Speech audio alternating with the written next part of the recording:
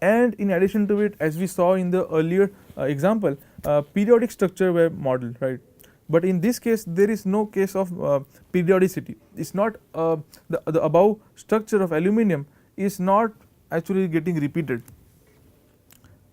In this case, hence we have used PMLs on the left and right. So the forces that are going to go, or the electric currents that are going to flow are not going to get reflected back from these boundaries. We should not forget that this whatever we are doing is a mathematical approach of actually solving the physical problem. So we need to terminate the boundaries very effectively. One way to terminate those boundaries is using a PML domain, and as you will see that there is a very particular type of meshing which is required for PML, that is a map mesh or swept mesh. So that we will talk about in some time. So this is the actual structure: aluminum, zinc oxide, aluminum, silicon. The same thing in 2D has been modeled as aluminum, zinc oxide, aluminum, silicon, and finally PML on the left and the right side. So now let me go and open the model.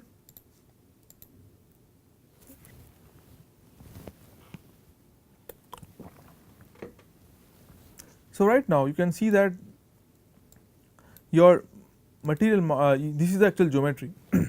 So in COMSOL you can also improve the view of your geometry by going to this definitions, view, in the view, go into axis and view scale as automatic. This will actually scale your geometry to little bit large. So so your actual geometry size remains the same, but the view of the of your geometry actually improves, so that you can select those particular domains, try to understand what physics you want to apply. So the first thing is to make the geometry.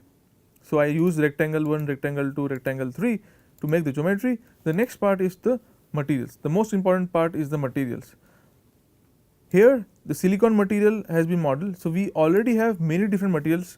So if you just right click on materials, add material from library, and you will see that there are many different materials, and most of the times you would get the materials that you require from this material library. So you have in piezoelectric, there are many different types of piezoelectric material available, as you can see over here. Silicon is available in the built-in. So you will have silicon over here somewhere, yes, silicon over here. In addition to it, we are also going to do a demo on thermal actuator, and polysilicon is going to be used in the thermal actuator. So let us go to silicon, that is the bottom part, and you can see the density and elasticity matrix with which the silicon has been modeled. Again a tensor with which the elasticity mass matrix has been defined for silicon. Then the thin aluminum metal contacts, this is what you can see over here. This is again a scalar material properties, and then the zinc oxide material that you can see over here. This is again elasticity matrix, coupling matrix is a tensor, and again the relative permittivity is anisotropic, which is more in z direction as compared to x and y. The physics setup is should be simple. So we are using for zinc oxide, you can see over here, we are using a piezoelectric material property over here, and then you are using stress charge form, and in addition to it there are some kind of losses. There could be mechanical damping or some kind of dielectric losses, because which is actually hampering the forces that is going to happen. So such kind of losses could also be taken into consideration. The most important part of what COMSOL has to offer, it shows you all the equation. For example, if you go to electrostatics, you know you are going to solve a Poisson's equation. So it actually shows the equation. For example, in linear structure, linear elastic material, it shows you what kind of equations you are going to solve for. This is the most important part of COMSOL, that it is a very open software. It does not hide you what is it solving for. In piezoelectric material also, you will see all the equations are available over here, and the dotted part that you can see over here is actually what you are giving through this particular setting node. From this particular setting node, the dotted part is the what you are giving from the this particular setting mode. and along with the piezoelectric material we are modeling the linear elastic material for silicon bottom, which is an anisotropic material. So these are the different types of material models which are available.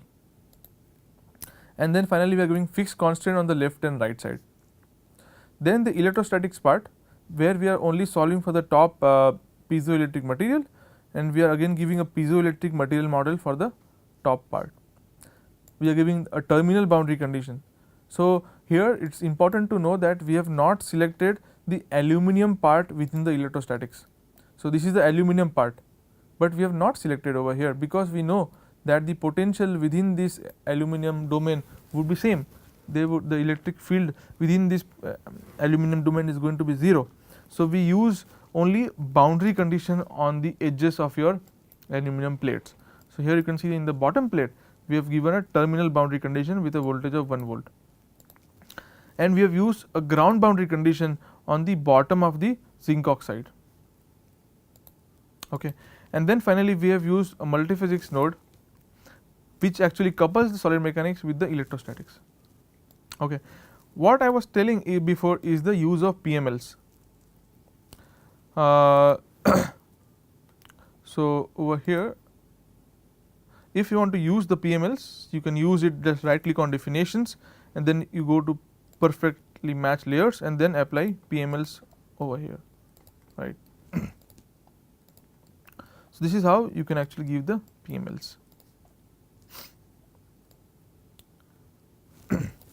Okay. So let me go and jump to the results part. So this is talks about the different acoustic modes. Okay. So before results I need to show you what kind of analysis was performed. Before analysis, the mesh part. So in the mesh you can see a mapped mesh has been performed over here, a very simple mapped mesh. If you want you can go with a physics control mesh also, but a map mesh is more structured. And then the first thing that you again do is a eigen frequency analysis that will tells you of different modes that could exist in your bulk acoustic wave. So you have both the real and the imaginary part over here. And once you know that your eigen frequency is around 220 megahertz, you then do a frequency domain sweep. So you sweep the frequencies from 512 megahertz to 215 megahertz to 235 megahertz with a step of 0.1, and then see as parameters if you want. You can see the admittance plot, all those things you can actually see. So the results part, this is not solved. So let me just go to my documentation and then show you the results. So this is the different resonant modes of your bulk acoustic waves, and this is the talks about the potential drop, and then this one talks about the admittance versus frequency. So here we do a sweep of the frequencies from 215 to 235, and how does the admittance look with the sweep of the frequency. The equality factor, which tells you about the how sensitive your system is, can also be calculated with a direct formula. So here for quality factor, this is an internally defined variable, so you do not need to search for that. So you just search for the expression and just write quality factor. Okay, for that you need to choose this, I think it's Q.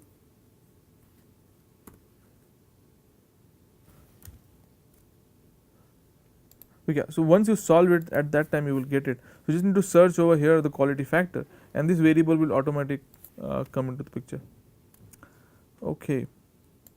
So you have the quality factor, and again there are references with which the results, the model has been compared with. So I would strongly recommend you that once you do this simulation, you also go through these references to know how this model was set up and what are the material properties and why those material properties more importantly. And then you have the step by step process to make the whole model. So for example, you are looking to make a bulk acoustic wave, then I will again strongly recommend that you do this model from scratch and then see if you are getting these results or not, right. And then only you go for your own design. once you are done with this particular example model, then you can change this example model based upon your requirement, and then see the admittance plot, the S parameter plot, and other analysis. Okay, so let us go ahead with one more example of piezoelectric shear actuated beam. So in this example, what we are going to do is we are going to have one piezoelectric device in the middle, which is covered with foam on the left and right side, and then we have two structures, elastic models on the top and bottom, and we are going to impose a particular voltage which is going to create a particular stress, and that particular stress is going to deform the beam. So let us go open the model. So I just go to COMSOL, I go to File, Application Library, and over here I search for shear bender. So this is an example model. This is again a very nice example model, because it talks about the polling direction being different as what is given from the by default. If you want to know about the polling directions, so I would recommend you to go to the COMSOL blog. So this is the COMSOL blog. So if you go to comsol.com and then go for the blogs, yeah, so we have many models on piezoelectric devices. The one that I am telling about is one of the example is understanding the standards. So there are many different standards of piezoelectric materials available, but which standard should you actually go through? What are the different polling direction? What are the basics of polling direction? This is also a models a blog for Bohr resonator model, right? So you can also see these blogs, because blogs are very important, because they explain in a very simple manner how the physics has been captured and how you can actually do a modeling out of it. So again recommend you to go to the blogs. So I was talking about the polling direction. So a piezoelectric material along with this orientation and polling direction. So any particular material will have its own polling direction based upon where this the atom which is defining that polling direction is associated with, and once you give a particular external electrical field, you will see the dipoles to be arranged in a particular direction, right. So during the polling so it's a particular direction that is along the electrical field, but if you cut a particular crystal in a particular angle, then the polling directions could be updated, right. So if you want to give a particular angle to the polling directions, you can actually use a rotated systems, right, with the different angles that you can see over here, different material properties. So if you want to use which is radially outwards, right, a polling direction which is radially outwards, you can define those particular types of coordinate systems and then assign the piezoelectric material based upon this particular coordinate systems radially outwards. Then we have different standards of piezoelectric materials, right. So basically 1945 IRE and 1978 IEEE, these are two basic standards for piezoelectric materials, and those also have a particular kinds of polling directions, right, with a particular cut which is defined based upon their the specification numbers that they have, right. So those kind of small differences we can actually easily take into account while modeling in COMSOL. Okay. So let me just go ahead and open this particular model. Again, you can open the documentation to see how the physics setup has been performed. So over here you can see that we have a piezo ceramic domain in the top, and we have the same piezo ceramic is the piezoelectric material, and we have our aluminum plate in the top and in the bottom, and on the sideways of the piezo ceramic material, foam has been applied. So on the left and right of the piezoelectric material, foam has been applied, right, and then we give in the top and the bottom of the piezo ceramic material, we give a particular voltage to it. So let me just go to COMSOL and open this particular model.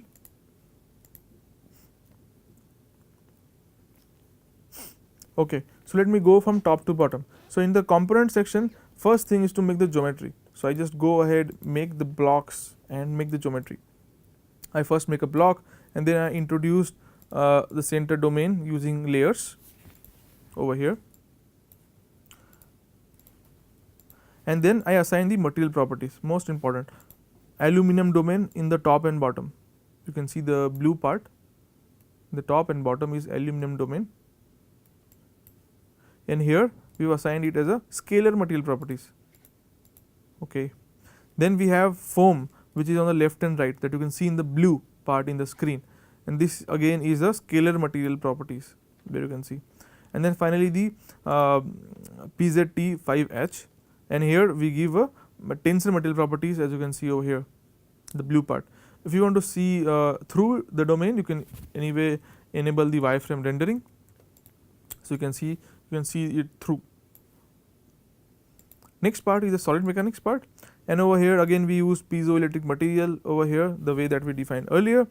We give this works as a actuator beam, that's why we give a fixed constant on the left side. Okay, so it's going to act as a beam. So if there is going to be some deformation, it's going to deform in the up or the bottom. Then we have electrostatic, again we use the material model, piezoelectric material model, and we give the electric potential in the bottom. So you can see over here in the bottom part I have given the piezoelectric material property, and then in the top part I have given a ground boundary condition. And then finally, to couple both of them I am using piezoelectric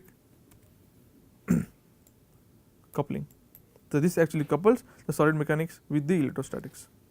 And then I am using a kind of a stationary study. So this is going to take only 2 minutes, right? So you can see how much time it will going to take, and it's always good to see how much time it's going to take, because some of the models are large. For example, the example that we are going to talk about in some time is an example of accelerometer. It takes a little bit more time, and in addition to the more time, it takes you more RAM, right? So maybe your system is not having that much of RAM. So it's always good to see how much time it's going to take. And if you want to see how much time RAM it takes, I think it should be available in the log values also. So here also you can see how much it may be showing how much RAM it took to solve this particular model. So let me just go to compute. Yeah. So now you can see that the displacement, which is in order of nanometers. So what you see right now is an exaggerated view of what is happening within it. The first thing is the electric potential. So we give a high potential in the bottom and ground it in the top, right? So you can see a nice deep or dip in through from the bottom to the top, a linear dip. And then in the displacement, because of it there is going to be some stresses, and because of the stresses it's going to deform. So in this case it has deformed in the top part, so it's moving top, right, moving upwards. If your make the potential in the opposite direction, that is high potential in the top and ground in the bottom, then the deformation will happen in the downward direction. Over here, as I was saying, that this is a scaled version. So if you want to see the actual deformation, then you have to go within the surface 1 to the deformation that you can see over in the screen and make it as 1, and then click on plot. So this is the actual deformation. Of course, on 90 nanometers in a device of structure, you will not be able to see that much. So if you want, even if you just zoom it, you will not be able to see that much, and that's why we have just scaled it to show you the effect of the deformation. Okay. So for example, now you want to see the deformation at this particular line, that is also possible. To do that, just right click on the results, 1D plot group, add a 1D line graph, and choose which line you are talking about. So I am talking about this particular line, right? So by default this displacement variable has already come. So if I want to search, I can also search over here. So I go over here and just search for displacement, and there are many other variables. So right now I am looking for total displacement, right? So I just use the total displacement over here. Just double click on total displacement and you will get solid.display over here, and you can see the displacement. So as you can see, from 0 to around 8.3 or around 83 micrometers is the displacement. Oh sorry, it's actually nanometers, so it's in mm. So let me just go ahead and make it nanometers. So around 83 nanometers is the maximum displacement along that particular line.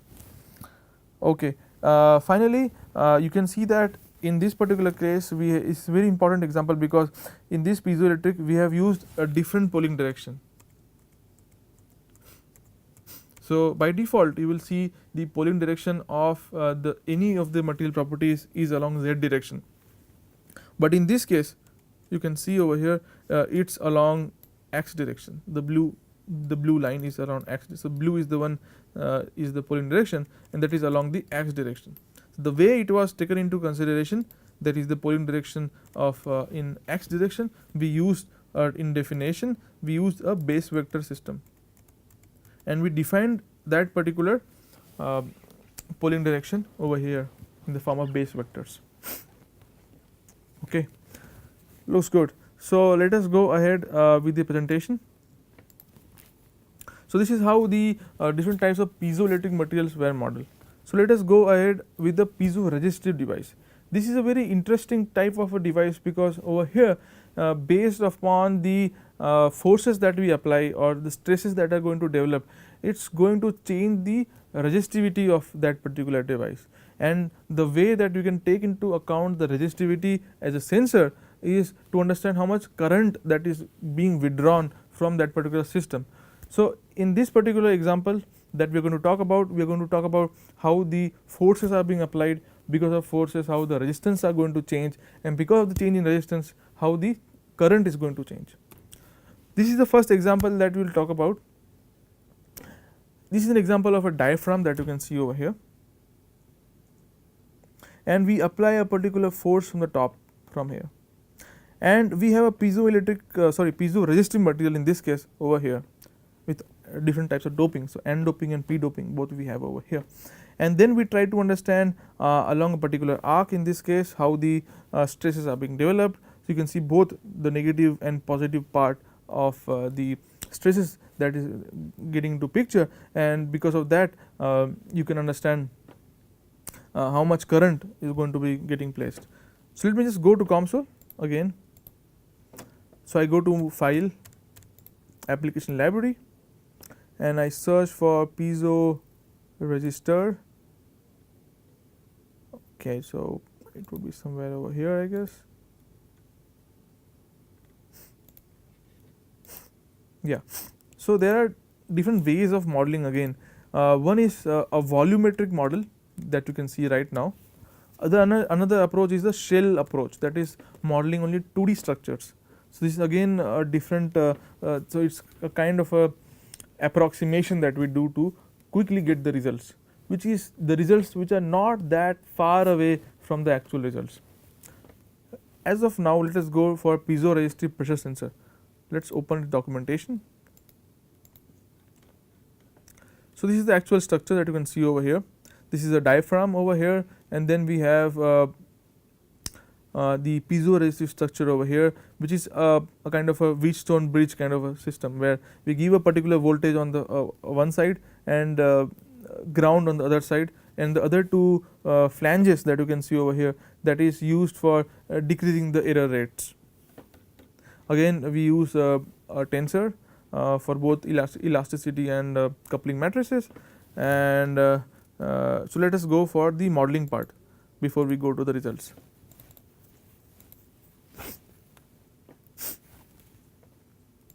Okay, so again the first thing is to make the geometry. So here you will see now little bit complexity in the making of the geometry. Again, this is not that complex. We have used some other domains to simplify the application of these particular domains while doing physics. So that's fine. So first thing is to make a work plane, and then as you can see over here in the work plane, we created small geometries. So this is the first square that we made, one more square that we made over here, and then slowly and steadily we make the whole structure. If I just zoom into this part, so slowly and steadily the complete structure was made like this, right? And then we extrude this particular structure from top to bottom, okay, and then we do one more work plane. I think this to extrude some, okay, this is to extrude in the other direction. Okay, so once you are done with the geometry, the most important part is to assign the materials.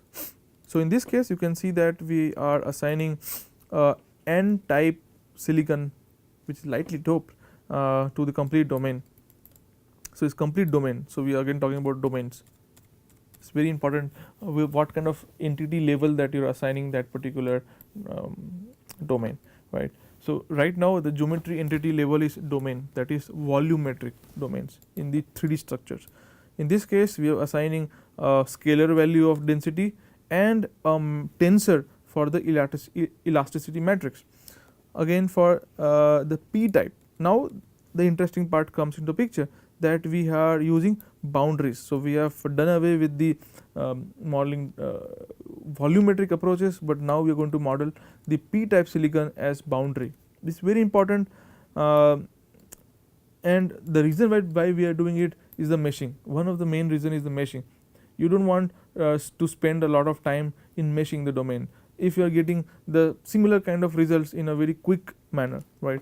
So we use the geometric entity levels as boundaries, not as domain.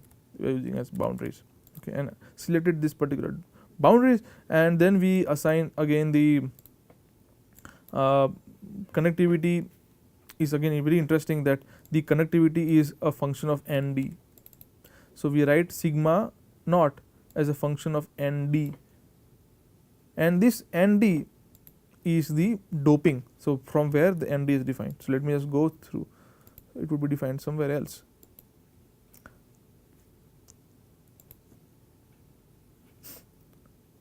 So if you're not able to find something, just write, do a control F and then search for ND.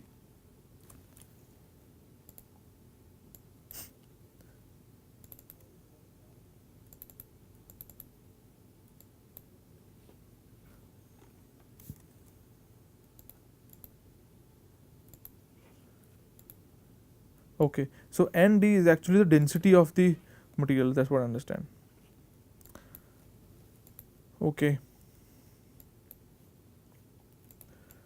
So once you understand how the materials have been defined, so over here also you have coupling matrix, which is a 6x6 tensor, and then the next part is the physics.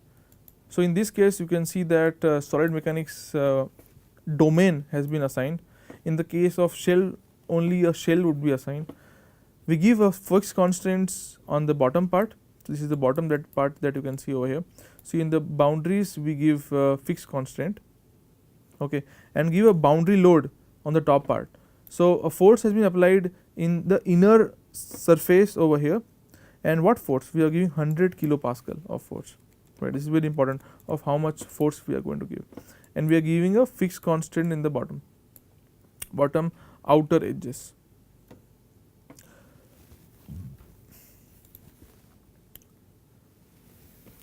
If you have any questions, please write it down in the question and answer session, and we will try to respond to you through the forum.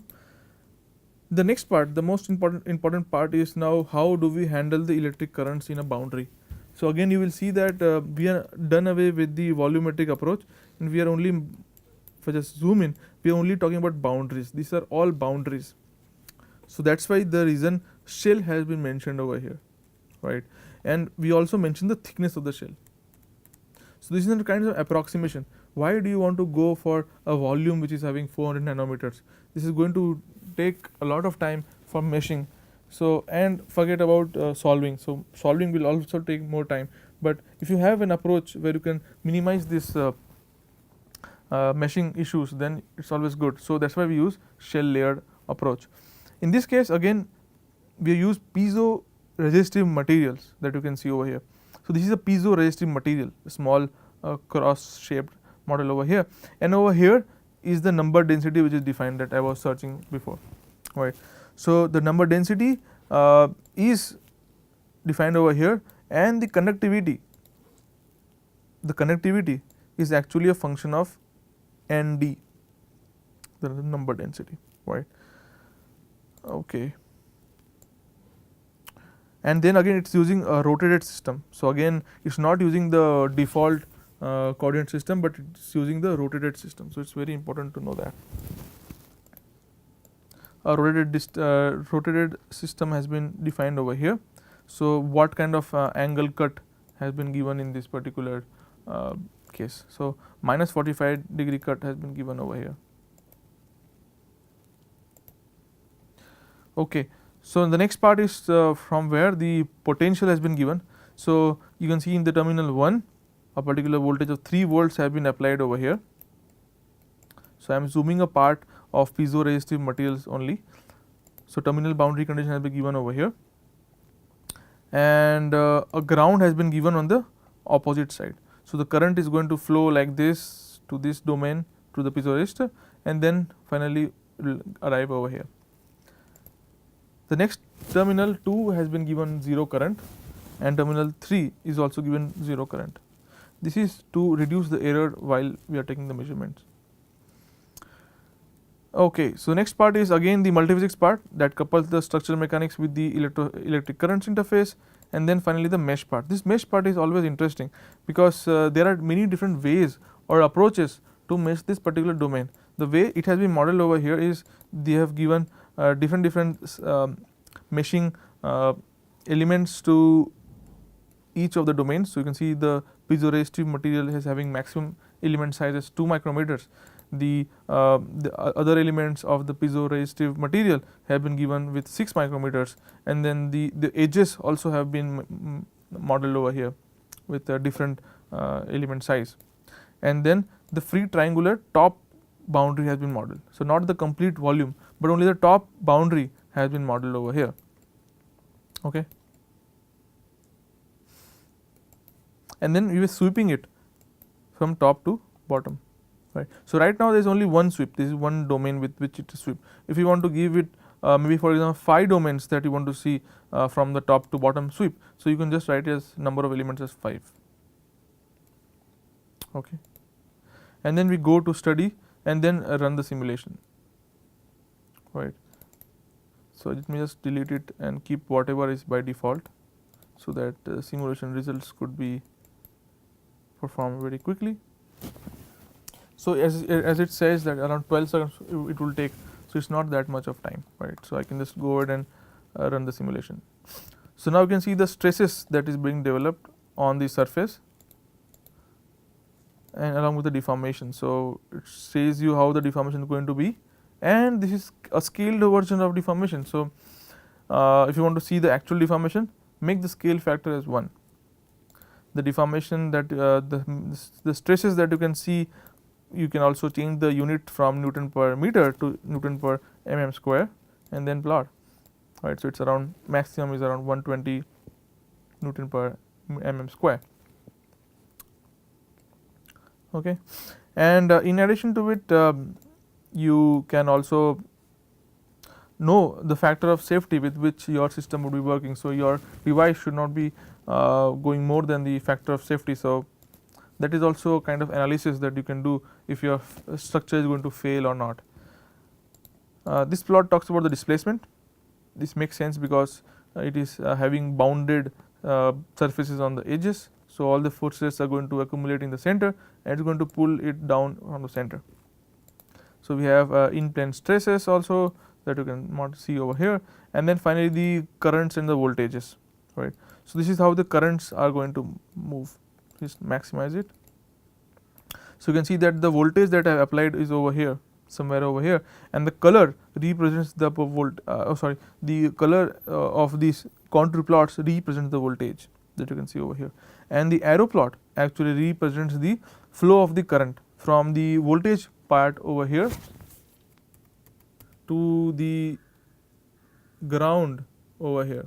So this is the flow of current that you can see, right.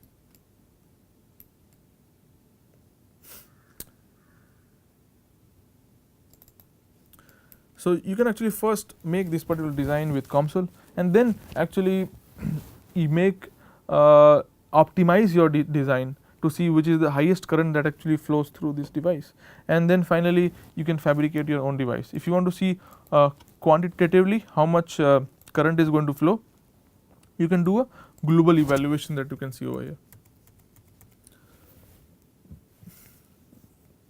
Just search for current over here. So I just go to replace expression, current over here, and you can see how much current or all the terminals that you can do it over here.